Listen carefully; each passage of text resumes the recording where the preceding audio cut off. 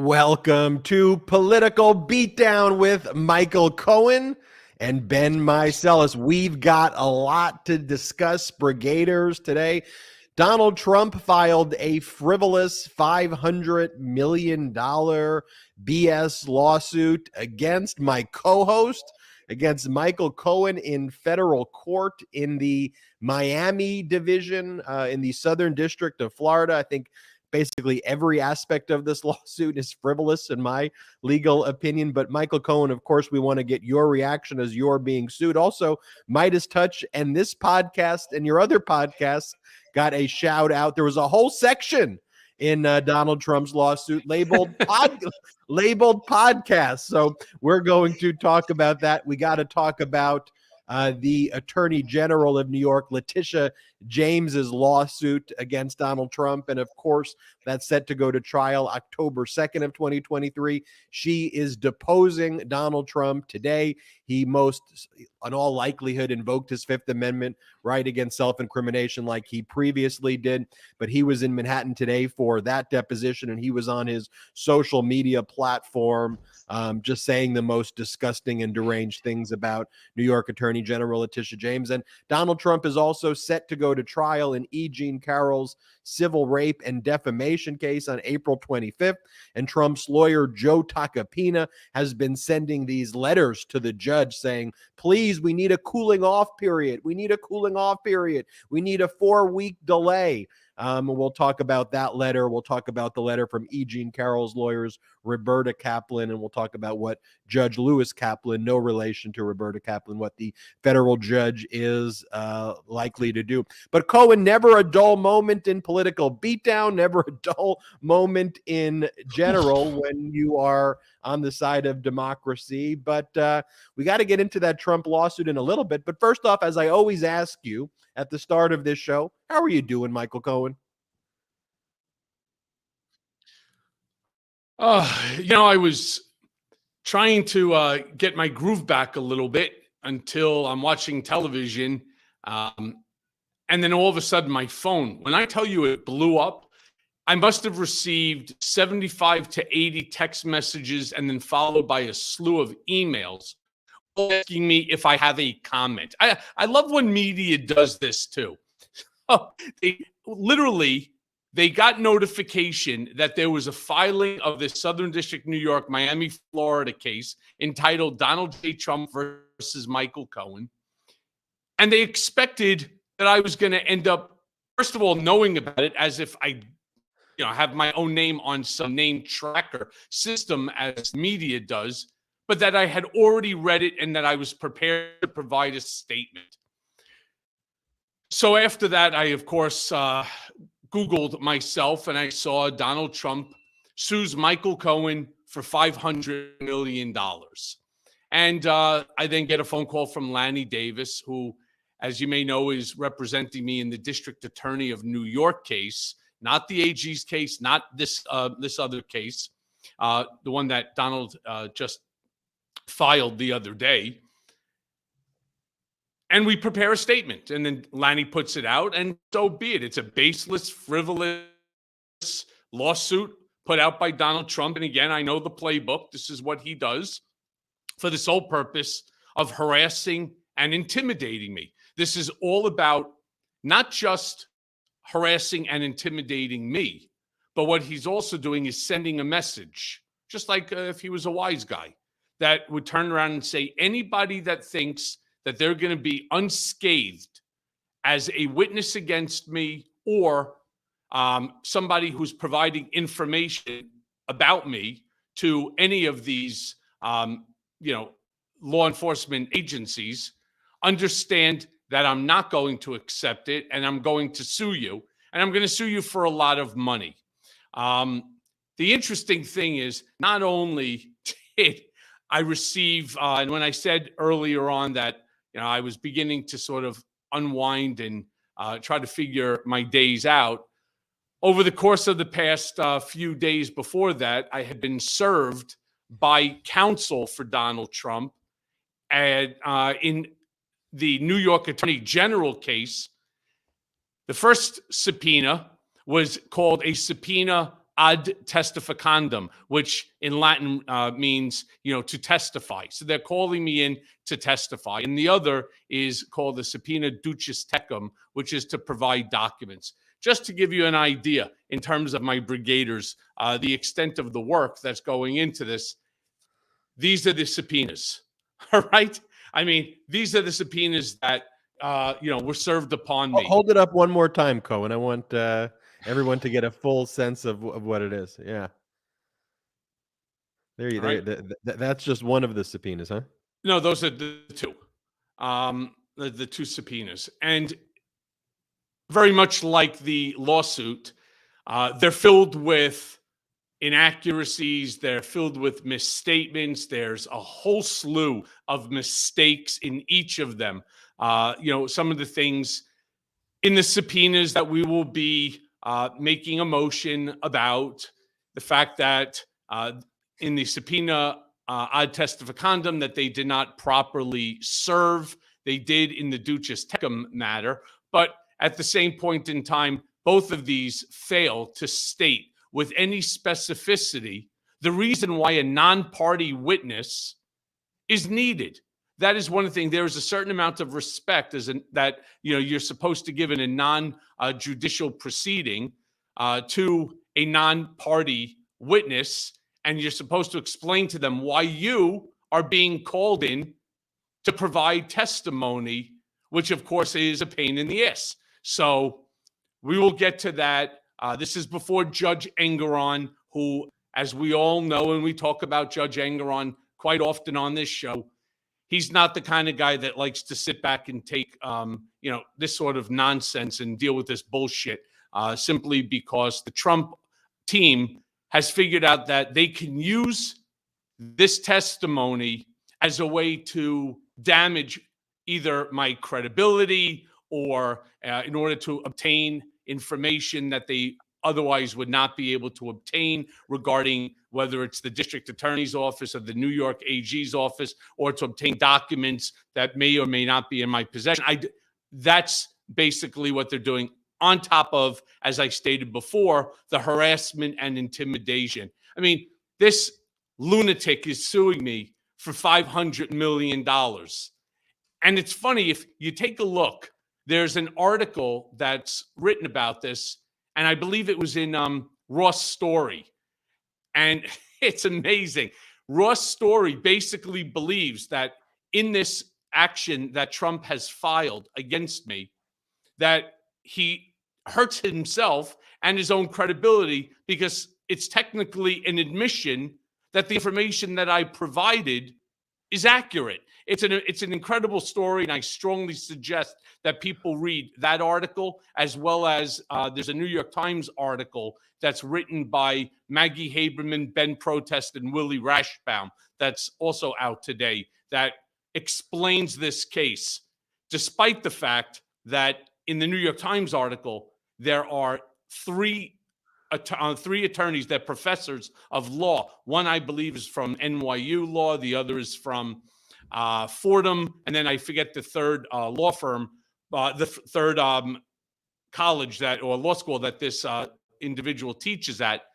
But they don't believe that the level of intimidation by this lawsuit would rise to the occasion of sanctions and so on. And I absolutely, as well as many others, disagree with their assertion. So let's wait and see. Well, and I want to dive into the lawsuit in a little bit. And look, from my own legal perspective, I believe that lawsuit is sanctionable to the point where the very venue that was selected, the Miami division within the Southern District of Florida, right? It's just a way that Donald Trump tried to avoid going in front of the judge in the West Palm Beach district, Judge Donald Middlebrooks, where he was just sanctioned $1 million in the frivolous case he filed against Hillary Clinton and numerous other individuals. So the whole filing in Miami, it's the wrong court to begin with. Florida's the wrong state, I think, to begin with. But, there is a world, though, too, where Donald Trump's just opened himself up for a huge amount of discovery as well. And I'll talk about that in a moment. You cite the Ross Story article. By the way, Ross Story cites none other than Karen Friedman Agnifilo right here on the MeidasTouch network. And she's recently become a host as well, or a contributor rather, on CNN. And she basically explained, look, by him making these claims in this lawsuit that you violated attorney-client privilege or that you breached fiduciary duties, in other words, that you told confidences of his, even though he's the one who talks about all of these things publicly, and you have an absolute right to do it when he's committing crimes like that. He absolutely he's essentially stipulating to the truth of what it is that you're saying. And so therefore he is actually saying into the New York jury by the Manhattan grand jury, everything that Cohen said is accurate. That's why Karen Friedman Agnifilo, had that. That was ultimately what her analysis is. But you mentioned the AG's case. You show that subpoena one more time for everybody just joining. We've got 11,000 people here. It looks like it could be a 5-pound weight, but that's just some of the paperwork that Donald Trump serves you with. But the ultimate irony, Michael Cohen, is that when Donald Trump serves you with that paperwork, guess what he's doing when he's been deposed by the New York Attorney General? I plead the fifth. I plead the fifth. And he's asked the most basic questions, tough guy. Like, the questions he's asked are, okay, have you reviewed the statement of financial conditions that your company has prepared? Based on the advice of counsel, I must plead the Fifth Amendment. And then afterwards, it's like this. He leans in. The fifth. I think we've got the clip. Let's show people what Donald Trump did at his previous deposition that he took back in August when New York Attorney General, Trump likes to talk a tough game. Oh, I'm going to confront her. I'm going to do all these things. Watch what happened when New York Attorney General Letitia James, she was in the room, asked him the most basic questions. Play the clip. So, Mr. Trump, I take it you are not going to answer any questions about your preparation today with your counsel. Is that correct? Should I say this, or should I respond to that? Just read that. For all of the reasons provided in my answer, which is incorporated herein in its entirety, I decline to answer the question. Okay. Mr. Trump, the focus of our investigation and what we are primarily going to cover today involves the presentation of your statements of financial condition between 2011 and the present. I take it you are generally familiar with those statements. Is that correct? For all of the reasons provided in my answer, which is incorporated herein, in its entirety, I decline to answer the question. Okay.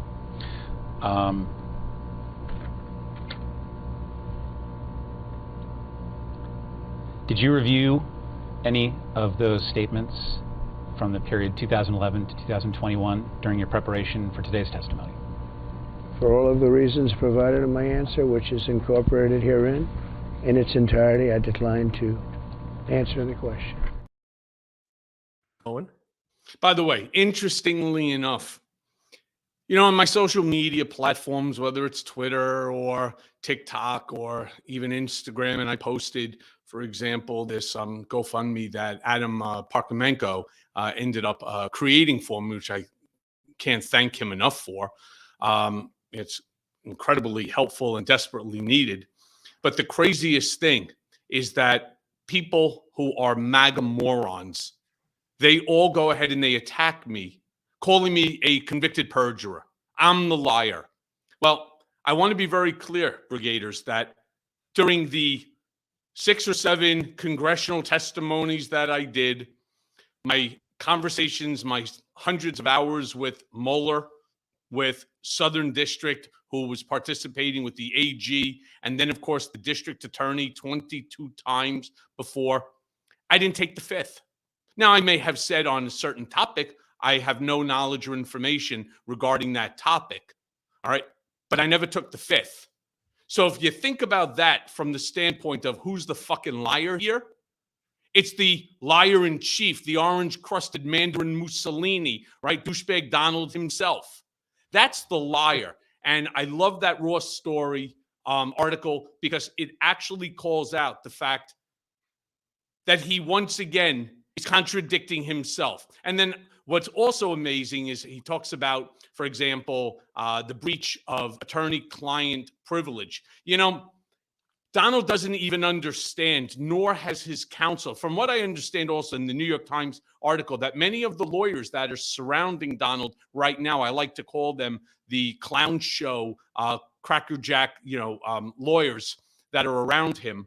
Some of them had said, it's a mistake, don't do it. All right.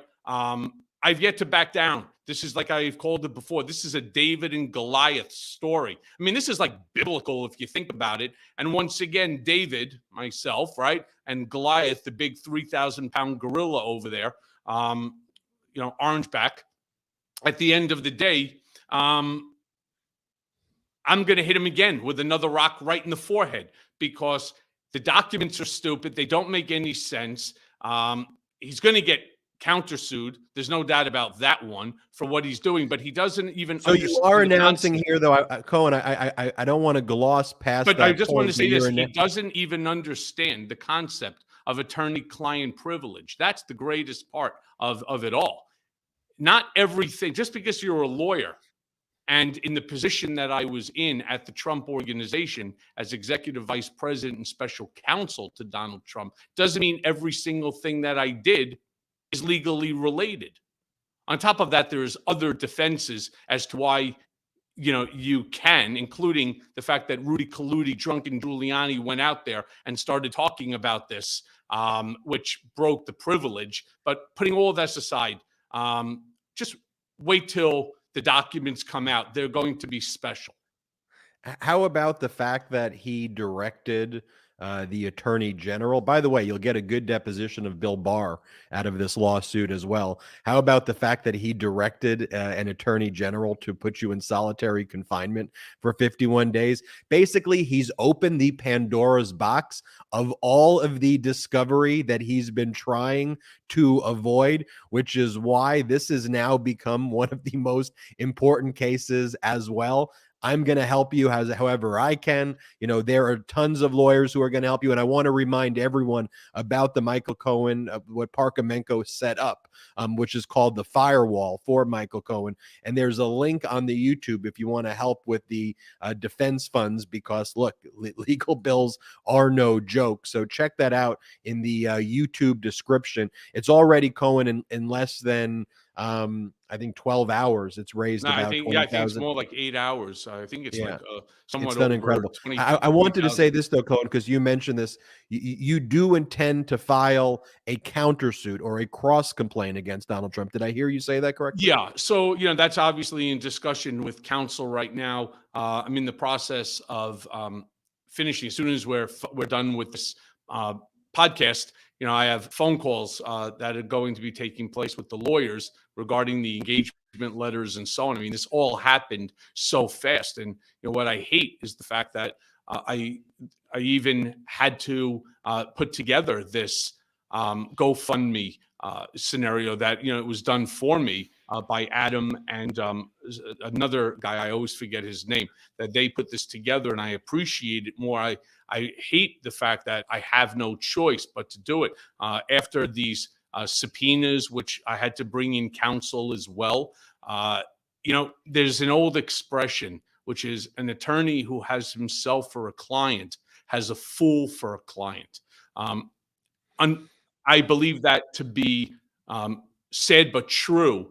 And this is so important that I can't allow my own personal emotions and my own ego to get in the way of this. You're right that this could potentially open up depositions to Donald, to members of his family, Bill Barr, and others that have been around him. And so the question then becomes, do you move for dismissal, a summary judgment, or do you accept, move on, and then immediately file for depositions, which there's many different strategies, none of which has been determined as of yet. So we will, we'll take that, or I'm going to take that now all under advisement, because the team that I'm putting together in order to handle this is this is possibly one of the most important cases for, our democracy. I can't believe how stupid he was to have actually filed it. He should have listened to the lawyers that told him it's a mistake. He's now opened himself up to everything that he refuses. If in fact that we end up getting depositions of him in this case, he cannot take the fifth. This will be a civil suit that's brought by him with a countersuit. So could you imagine in a case that you're the plaintiff on, despite the fact he'll be technically a defendant in the countersuit, that you're now not going to answer questions? That's fantastic.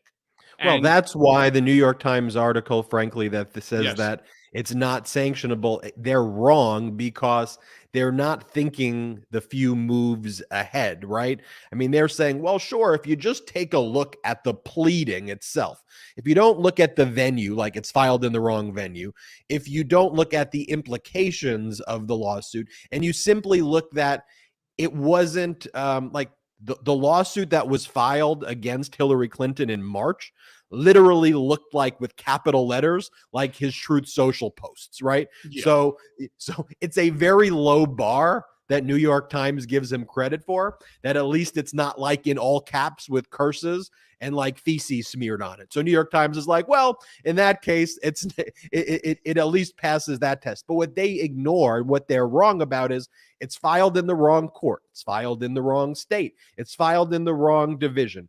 Donald Trump is never going to sit for a deposition. And when you depose him and you say, okay, let's go through all of the conduct that you engaged in. Let's go through when you directed me to do this. Let's go over, oh, you have this case that the Manhattan District Attorney brought, and you're making these accusations against me. Well, I am going to ask you questions about that, because you've now opened the door to all of these questions. Now, who are Donald Trump's lawyers, though, who brought this case? They're bragging on their website. These are the individuals: Alejandro Brito of Brito and Associates. They're a new Coral Gables law firm, and they just secured their first victory of an appellate ruling regarding a garnishment in a bank account. They are franchise lawyers. I guess this is who he got to bring this case, but like, we're talking about D- list lawyers, because no lawyer who cares about their law license, no lawyer who has a shred of dignity would bring this utter and complete frivolous complaint. But you know what? The world's your oyster now, Cohen. Well, You've got look, the Pandora's Ben, box. I don't want to minimize the fact that it's still a lawsuit. As frivolous, baseless, and stupid as the allegations are, and as poorly drafted as it is, it's still a $500 million lawsuit against me. Take that, couple it with these subpoenas that I'm in the process of, as you can see, working on it's my handwriting over there.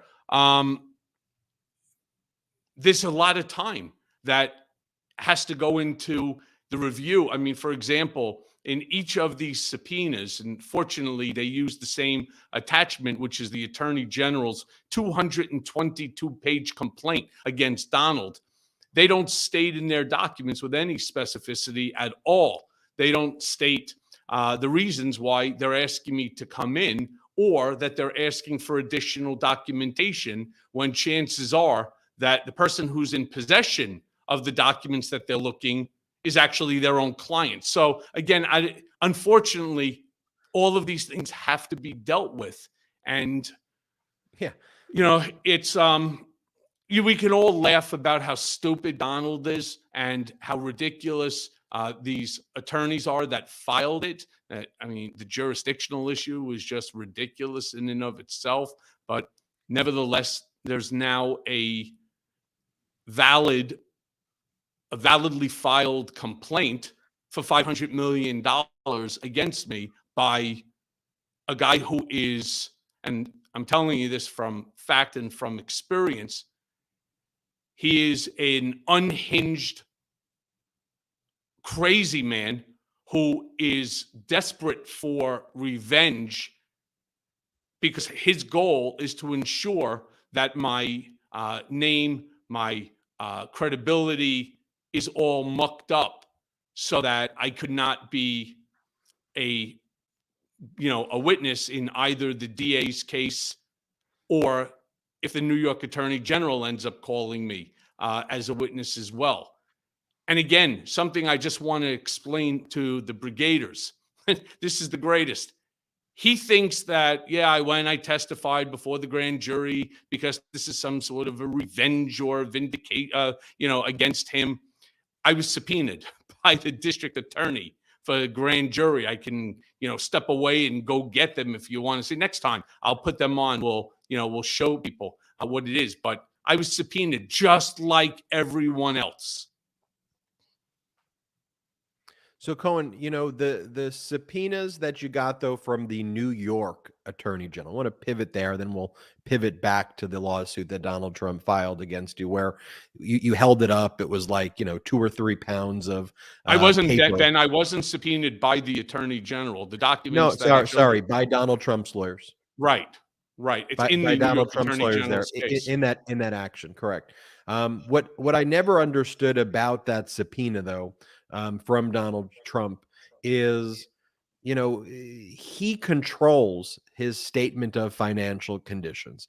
All of the documents that are at issue in that specific case, right? He has custody and control over the valuations, the appraisals, all of his communications with accountants. Like, I don't even understand when I see those documents that Trump served on you, what possible things could even be in your custody and control that are even relevant to that case, right? The accusation in that case, and it's a civil case seeking at least $250 million, is that for at least a decade, from slightly more than a decade, that Donald Trump was preparing false statement of financial conditions, as well as the Trump Organization and his adult children, where he would grossly inflate the value of his various properties relative to the appraised value, improper from taxing authorities, from lenders, from insurers. So the document is a very discrete universe of records. And so when Donald Trump and Alina Habba and they all complain, we don't have enough time for discovery, these are your documents that you don't. The only third-party documents that are needed are Mazars, the accounting firm, as well as the new accounting firm, maybe. But that's about it. And by the way, the ultimate irony, as I'm thinking out loud with you, Cohen, his subpoena to you in the AG case, requesting those documents be whatever he's asking for publicly and asking for your deposition, in it of itself is the reason why the lawsuit that he filed in Florida can be dismissed right away. He's saying to you, talk about, just if you view that alone, we want you to be deposed and to talk about all these issues publicly. And then he's suing you and saying, do not talk about these issues publicly. That right there just shows you that that's evidence right there that it should be dismissed, as I'm thinking out loud. But one thing I do want to mention, I want to talk more about Donald Trump being deposed today. Remember Donald Trump saying, when I went there in New York, he just said this. He goes, when I was there, everybody in the courtroom, he goes, they were crying when they saw me. They were crying. I want to show you this clip of Donald Trump arriving in Manhattan today, and this is the greeting that he received. Play this clip. I should have been.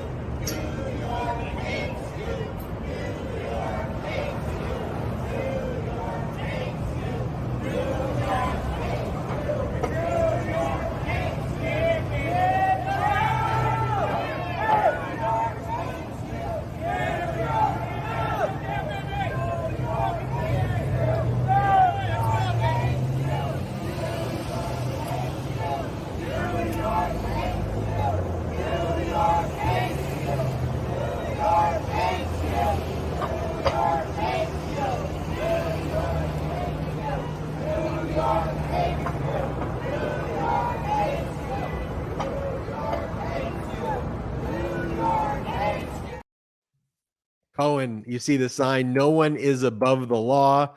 It says New York hates you. What's your reaction? Look, my personal feelings regarding Donald, I'm not shy to say I think that virtually everything that comes out of his mouth is racist, sexist, misogynistic, xenophobic, homophobic, Islamophobic, anti-Semitic. And, I can't believe that this is who the man ended up turning out to be. And a lot of people say to me, oh, come on, you must have known that he was a piece of shit when you worked for him. It was very different. And I want people to understand that when I was working for him, I was working for a guy who had a #1 television show, The Apprentice, and and he was a real estate guy. He's not the biggest, he's not the smallest. He was a well-known real estate guy here in New York for obviously many, many years. When he tasted the power of the presidency, he realized that he had no interest in ever giving it up. And his worst impulses, his worst inners, right, became the reality. He just basically became the worst version of himself imaginable.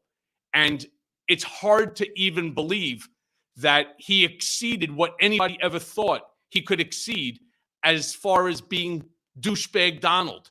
I mean, the shit that this guy, they always say that, we used to horse around sometimes at the office and be like, when Donald would bullshit and so on, we'd say, boy, I bet his ass is jealous of the shit that comes out of his mouth, because some of it was just so stupid and so ridiculous, but it didn't affect anyone's lives. We are now, right now in American history, on the precipice of complete and utter destruction of our democracy and the Constitution.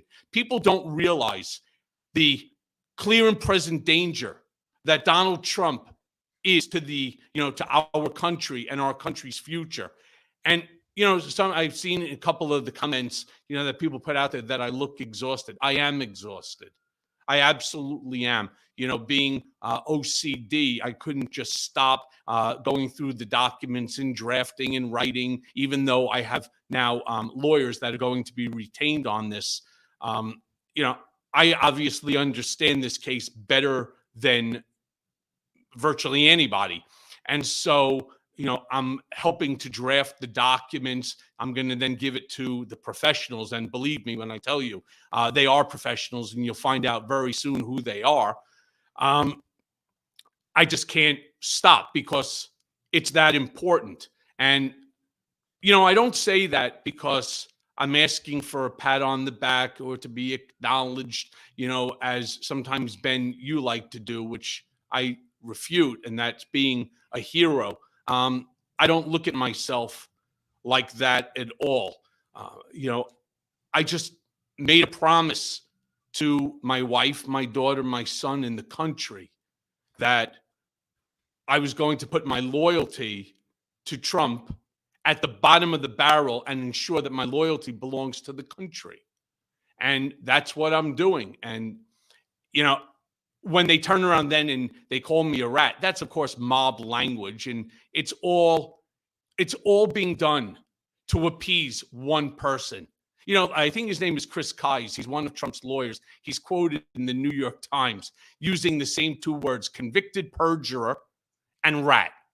And I keep trying as hard as I can on every television appearance, on Political Beatdown, on my mea culpa, when I speak to the press, I try to explain to them the same thing, that it is so important for these fools, these talking heads, all right, Donald's lawyers and so on, to understand that when you call me a convicted perjurer, you must finish the sentence, because if not, you're not being accurate. You're being, you're providing misinformation, disinformation, and malinformation.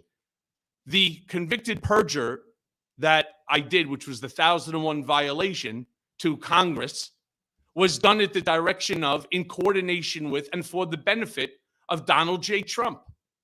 Look it up. It's there in all of the documents. On top of that, it would be nice if they would explain what the big lie is so that people know why it is that they're calling me a convicted perjurer, other than just to hurl shit at me for the sake of appeasing, again, the one and only, right? Their Fuhrer. And the lie was the number of times that I spoke to Trump about the failed Trump Tower Moscow project. I said 3, which was a lie, when the true answer was 10. That's the big lie. And again, if anybody thinks that that big lie is going to, interfere with my ability to testify if called by either the DA, the AG, or anybody else, Yep. I think that they're unfortunately fooling themselves. So much like these MAGA morons that just decide to constantly throw and hurl shit at me. Oh, you should be in prison. Really? Wait. Just let me scratch my head for a second. I should be in prison. First of all, I did my time, right? The person that belongs in prison is your Führer, right? The supreme leader, your monarch, your dictator, your authoritarian wannabe. That's who belongs. I already did my time for crimes, again, that I committed at the direction of, for the benefit of, and in coordination with Donald J. Trump. I did my time. And the things that I am guilty of, I acknowledge it. Of course, Donald doesn't acknowledge any fault or ever doing anything wrong, right? I acknowledge I was involved with the hush money payment to Stormy Daniels. Though it's interesting how so many newspapers, and they never correct it, still want to make the claim that I'm the one who paid Karen McDougal. I am not. That's been already acknowledged by David Pecker, who is the president of AMI National Enquirer, that he paid it. So, these things go on, and that the only other charge, which is accurate, is the 1001 violation. If you believe that this big lie, 3 versus 10, is enough that I should be in prison for the rest of my life. I mean, that's how ridiculous it is. And that's why I am, again, so thankful to Adam and to so many others who put this thing together, because they know from conversations, private conversations that we've had, I have basically handled as much of the legal fees as I possibly can, to handle. And this is not going to be a 1, 2, 3. This is going to be potentially protracted litigation, and I do need help. And it's funny because then the MAGA morons start saying, "Oh, look who's a fucking grifter." No. Let me tell you the difference. First and foremost, none of this money is going to me. This is all going to legal fees. All right. I am not taking it like Donald Trump's PAC, whereby 90% of all the money that goes into that PAC, he has total discretion over. And I promise you that discretion, right, is to his pocket or to fix his airplane or something else, to pay a fine, whatever it might be. All right. I am not taking anybody's money from my own pocket. I'm taking it so that I could, defend this case, and that I can protect, the country and myself and democracy against an authoritarian wannabe. It's a major, major difference here. And by the way, Christopher Keiss, Donald Trump's lawyer, who you mentioned, who are saying those, frankly, defamatory things about you, he is a foreign agent of the Maduro regime in Venezuela. You can't make that up. He's filed disclosure forms that he is a active foreign agent, and that's who's representing Donald Trump right now. At the same time, Donald Trump filed this $500 million lawsuit against you. He's also posting on his social media all of these threats about you, which also, to me, undermine any potential claims that he has, as he's actively threatening you. And frankly, I believe the lawsuit is another form of that threat to your safety. But here's just one example of the types of posts that he makes about you. He goes, "Just reported that the most important witness to go before the New York City grand jury, a highly respected lawyer who once represented convicted felon, jailbird, and serial fake storyteller and liar Michael Cohen, will be doing so tomorrow afternoon. The information he will present will supposedly be conclusive and irrefutable. Witch hunt." He obviously posted this before the Manhattan grand jury voted to criminally indict. I want to get your reaction to that and more posts, but we got to take this quick break. And now let's take a quick break to talk about our next partner, Fume. Cold turkey, it may be great on sandwiches, but there's a better way to break your bad habits. We're not talking about some weird mind voodoo from your wacky neighbor or some sketchy message board. We're talking about our sponsor, Fume, and they look at the problem in a different way. Now, not everything in a bad habit is wrong. So instead of drastic, uncomfortable change, why not just remove the bad from your habit? Fume is an innovative, award-nominated device that does just that. Instead of electronics, fume is completely natural. Instead of vapor, fume uses flavored air. And instead of harmful chemicals, fume uses all natural, delicious flavors. You get it. Instead of bad, fume is good. It's a habit you're free to enjoy and makes replacing your bad habit easy. Your fume comes with an adjustable airflow dial and is designed with movable parts and magnets for fidgeting, giving your fingers a lot to do, which is helpful for de-stressing and anxiety while breaking your habit. The first time I used fume, I was shocked at how flavorful and fresh it tasted. Now, it's easy to hold and perfectly balanced and quite honestly, extremely fun to fidget with. The real wood material and sleek design definitely classes it up, and I feel pretty darn cool holding it. Stopping is something we all put off because it's hard, but switching to fume is easy, enjoyable, and even fun. Fume has served over 100,000 customers and has thousands of success stories, and there's no reason that can't be you. Head to tryfume.com and use code BEAT to save 10% off when you get the Journey Pack today. That's tryfum.com and use code BEAT to save an additional 10% off your order today. And now let's take a quick break to talk about our next partner, Lomi. Now, I've never been able to compost before. It was always too complicated, too much work, and frankly, I don't think I even knew if I was doing it right. Then I got a Lomi. Lomi allows me to turn my food scraps into dirt with a push of a button. Lomi is a countertop electric composter that turns scraps to dirt in under 4 hours. There's no smell when it runs, and it's really quiet. Thanks to Lomi, I have way less garbage each week. My family, we're down from 3 bags per week to just 1. And here's something cool. My wife, she recently started gardening, and we've been able to use the scraps of dirt to help fill her garden. And since I got my Lomi, I throw out way less garbage. That means it's not going to landfills and producing methane. Instead, I turn my waste into nutrient-rich dirt that I can feed to my plants. I feel so great knowing that I'm composting and creating soil instead of waste. I have a basically limitless supply of dirt for my garden. The other week, I had my in-laws over for dinner, and the food cleanup was a breeze. Plus, they think I'm super eco-conscious now. If you want to start making a positive environmental impact, or just make cleanup after dinner that much easier, Lomi is perfect for you. Head to lomi.com/beat and use the promo code BEAT to get $50 off your Lomi. That's $50 off when you head to lomi.com/beat. and use promo code BEAT at checkout. Food waste is gross. Let Lomi save you a cold trip out to the garbage can.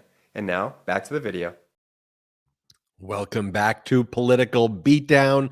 Ben Meiselas here live with Michael Cohen. Cohen. Please put back up that last untruth social whatever. This is what it said. Let me read it for everybody, and then so Donald Trump posted a series of these messages before the grand jury ultimately voted to criminally indict him. And it is important that we always remind people that it was a grand jury of his peers in New York that made the decision and made that vote to criminally indict him.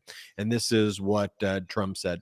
Just reported that the most important witness to go before the New York City grand jury, a highly respected lawyer who once represented convicted felon, jailbird, and serial fake storyteller and liar Michael Cohen, will be doing so tomorrow afternoon. The information he will present will supposedly be conclusive and irrefutable. Witch hunt. He's referring to Robert Costello, who is anything but a highly respected lawyer. But Cohen, respond. First of all, I love the fact that it's all in caps. It just goes to show you how unhinged and how angry that Donald Trump is. Something that is reported in the New York Times by Maggie Haberman, Ben Protest, and Willie Rashbaum, that he's literally furious right now. And he's furious at me. Well, I love the fact that he could be furious at me when this is all his own fault. This is all of his own doing. I took my responsibility. I acknowledged my responsibility. In fact, I acknowledged things. I took responsibility for things that I didn't even do. You know, for example, the tax evasion and the misrepresentation to a bank. And if you are good enough and you have the time or you want to listen to or read Revenge, you will understand so much more about this fight that's going on right now then, obviously they're not reading it. But as a quick summary onto it, there are elements to tax evasion. Let's say that there's 6 elements. What if you don't have a single element of tax evasion? How could you be charged with that? Well, you can, if, of course, you're an authoritarian wannabe president that wants to stifle someone that, is willing to violate a U.S. citizen's First Amendment constitutional right to try to prohibit that person from publishing the book. And then you use your willing and complicit, bloviated scumbag attorney general, in this case, Bill Barr, in order to do it. And so they then contact the, Main Justice, and then Main Justice contacts the Southern District of New York. And we know this because Jeffrey Berman, right, the former head of the Southern District of New York, who recused himself, went ahead and wrote a fucking book where he acknowledges that he was being pressured and that he did just enough in order not to lose his job, in terms of acknowledging what Trump wanted, which was done through, I think the guy's name was like O'Callahan or something like that. So, I then filed, and this is interesting, I filed this bar complaint against Berman because it's either unethical or illegal what he did. And the way that they protect each other is just, it's amazing. They refuse to take any action against the guy who acknowledges in his own words in a book that what he did is either unethical or illegal. You can't recuse yourself and then work with Main Justice. But putting all that crap aside, who here has not seen Bill Barr on television, that piece of shit that he is, sitting there and talking as if we should all welcome him back into polite society? Yeah, great. He told Donald, oh, you lost the election. Now, all of a sudden, he's saying that what he's doing, in terms of the attacks on whether it's the AG in New York or attacks on the district attorney, Alvin Bragg, it's stupid, or any of the witnesses. This goes well beyond. I want you to take away the term president and replace it with gangster, right? Mobster. Replace it with one of those adjectives. Well, what do you think would happen to that person if there was witness tampering or obstruction of justice or witness intimidation? What would happen? Well, the same thing that should happen to him. And I sit back and sometimes feel like without all of you, I'm basically on my own here, fighting this one-man war against a guy who has 28% of the Republican Party. Let's say it's, 12, 15 million people. That's an enormous number of people. And when he does the things that he did, for example, in this untruth social post, he's basically asking somebody to step up and to do his bidding. And is it any different than what he did on January 6th? And so, look, safety is a concern. Financial is a concern. This is not easy. So if you want to know, for example, why I look tired and so on, it's because I am tired. It's hard for your brain to shut down when you have that and these subpoenas and everything else, all on top of your head. And it's very difficult to get your life started. And more than anything, it's also, the pain and the sadness that it brings into my home, to my wife and to my children and to my whole family. It's unfair, but as I've promised, I will stay this course, and I will stay this course as long as I can in order to ensure accountability, not revenge against Donald Trump, but accountability. And that's all that I think that all of us should be looking for or asking for. And you say, we shouldn't call him, even a former president. You should call him a current gangster. And using that terminology, look at what he said as he was headed to his deposition today, taken by New York Attorney General Letitia James, which he most likely is going to invoke his Fifth Amendment right against self-incrimination, just like he did back in August when It predated her filing of the lawsuit. It was still part of the special proceeding investigation, but he invoked the Fifth Amendment on every question, even the most basic questions like, did you review your statement of financial conditions? But this is how the gangster tough guy likes to talk on his social media platform. He goes, just arrived in Manhattan for a deposition in front of New York State's racist, Trump-hating Attorney General Letitia Peekaboo James in another unjust and ridiculous persecution of the 45th gangster of the United States. I built a great and prosperous company, employed thousands of people, built magnificent structures all over the world, but particularly in New York, and now have to prove it to this lowlife who campaigned on a I will get Trump platform even before knowing anything about me. Then he posts right after that. The good thing about the AG Peekaboo James persecution is that I will finally be able to show what a great, profitable, and valuable company I built.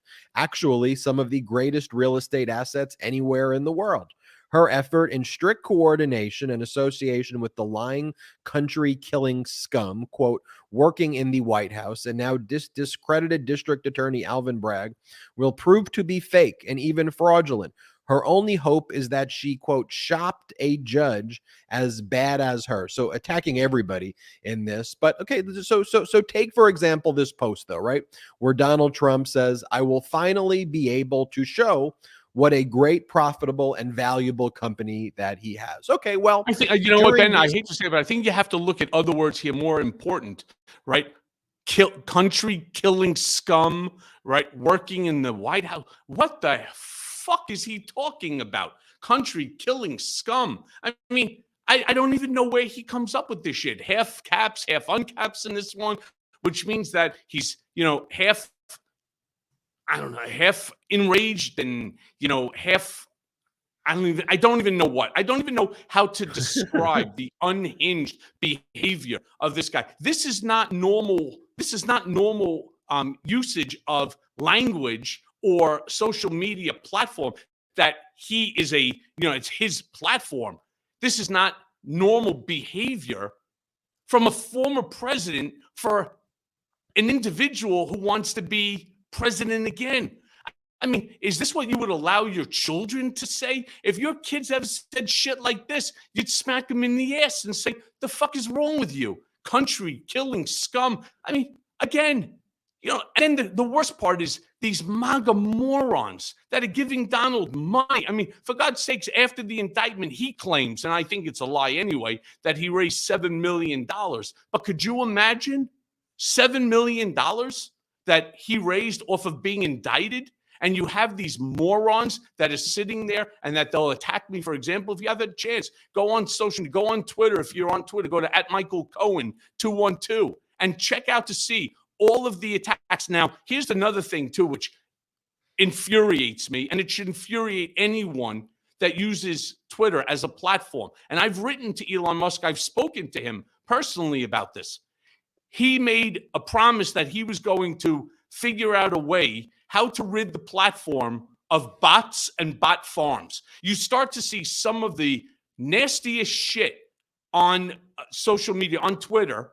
And if you go into that person, they have 1 follower, 7 followers from 2020, right? So 3 years, they've accumulated 7 followers. They follow 11 people, but they're prolific in a short period of time as far as tweeters. These are bots. There's no doubt about it. But they say the meanest shit. They say the ugliest stuff that you could imagine, trying to parrot some of the ugly shit coming out of Donald's mouth. And then they try to do that to change the conversation. Well, I call on Elon Musk, and all of us should call on him to get control over this platform. This is absolute improper.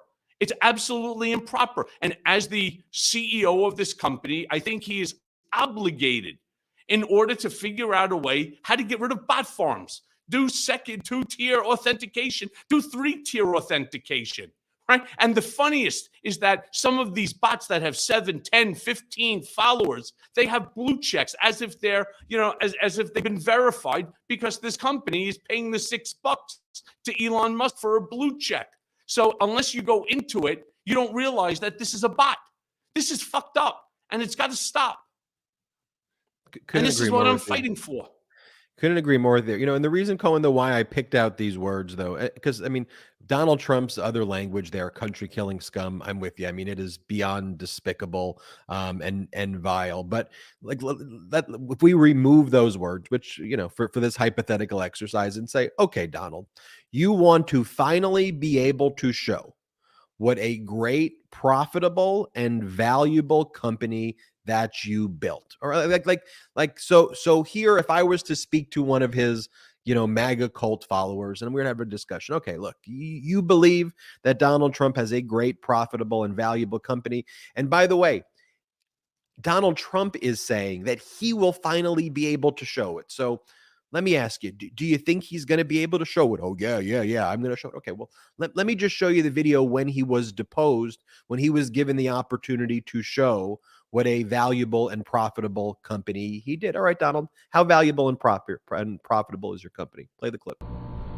So, Mr. Trump, I take it you are not going to answer any questions about your preparation today with your counsel. Is that correct? All right, Salty. Should I say this, or should I respond to that? Just read that. For all of the reasons provided in my answer, which is incorporated herein in its entirety, I decline to answer the question. Okay. Mr. Trump, the focus of our investigation and what we are primarily going to cover today involves the presentation of your statements of financial condition between 2011 and the present. I take it you are generally familiar with those statements. Is that correct? For all of the reasons provided in my answer, which is incorporated herein, in its entirety, I decline to answer the question. Okay.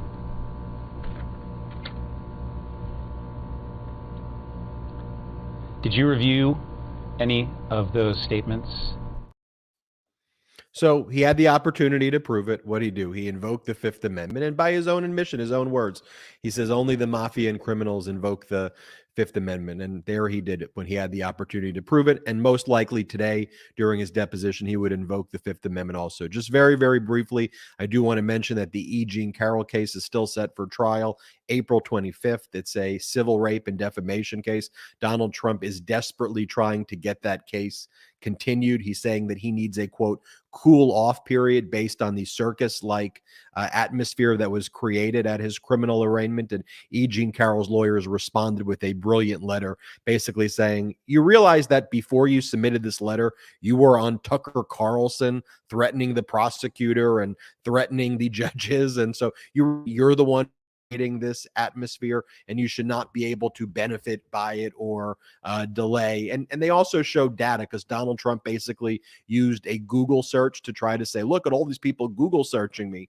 And what E. Jean Carroll's lawyer said, actually, New York doesn't care about you as much as you think. You're actually about like the 65th most searched thing in New York. So like people are focused on a lot of other things other than you, Donald Trump. So that's the E. Jean Carroll update. But I want to remind everybody, though, that the Firewall Fund that will help Michael Cohen's legal defense set up by Adam Parkamenko. Great work to Adam Parkamenko, Kyle, and his whole team there. There's a link in the YouTube, so you can check that out on our on the YouTube video. And if you want to contribute, lots of you have already contributed to the Legal Defense Fund. Thank you all who have done that. We will, of course, be keeping you all updated on what Cohen's next move is. He already told you here and broke the news first on this podcast on Political Beatdown that his intention, at least right now, would be to bring a countersuit or a cross complaint. And in terms of deciding which venue or jurisdiction or which motion to file, that is something that Cohen is still reflecting on now. Cohen, final words before we head out. Yeah, look, thank you all so much for your support. The Political Beatdown is one of the best ways that we'll all be in a position, we'll all be in a position to ensure accountability. And that's, again, the single most important thing that come out of this thing. So again, I thank each and every one of you for joining me in this journey. It's just started and we have a long way to go. Everybody, make sure you hit subscribe right now on this YouTube channel. If you're not subscribed, make sure you subscribe on the audio as well to Political Beatdown. So if you're just a YouTube watcher, please, wherever you get your audio, please subscribe to Political Beatdown on audio podcast as well. Make sure you check out Michael Cohen's new book as well, Revenge. It is a great read and it is a great audio book as well. So wherever you can buy books or buy audio books, make sure you get a copy of Revenge. You can also check out store.MeidasTouch.com for the best pro-democracy gear, including the official Mea Culpa podcast Mar-a-Lardo Correctional Facility shirt. It's right there at store.MeidasTouch.com. And also, we here at MeidasTouch Network don't have any outside investors, so if you want to help fund this network, no pressure if you can't, but if you'd like to, you could become a member at our Patreon, which is patreon.com/MeidasTouch, patreon.com/MeidasTouch, MEIDASTOUCH. That's patreon.com/MeidasTouch. A lot of big news we discussed on this episodes of Political Beatdown. Thank you so much to the Beatdown Brigade. You're the best. None of this is possible without you. As we say, this isn't just some show or some network. This is a movement powered by you. So special thanks to all the brigaders out there. And of course, a special shout out to the Meidas Mighty.